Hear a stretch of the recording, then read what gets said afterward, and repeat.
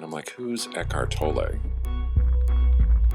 This was kind of before I had really done a lot of deep digging. So, within a couple days, I go look up Eckhart Tolle, and I'm like, oh, okay, so this guy's like a mainstream-ish, he's on Oprah Winfrey. Like, I think he really got famous because of Oprah. I start looking into his stuff, and one of the first videos I found was him just really telling his personal story. He's such a strange character. He's an eccentric. But, when he starts telling his story about the night that he had his overnight awakening, it was so similar. His was like ultimately very simplified. It was very simple. I mean, mine was to some degree, but his was much more singular in its identification of the ego and the perception of self as really the crux of his sorrow and his depression. That was a big deal. It was like, oh, okay, so this guy had such a similar experience, and he woke up, and then, he feels like he's some kind of guru, and he can somehow help people.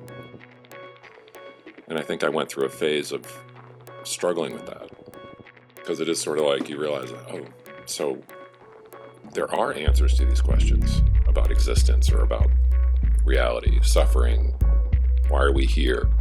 What's the purpose of life? Like all these type of questions that people have that I think a lot of times drive them crazy. And it's like, yeah, okay, so there are answers.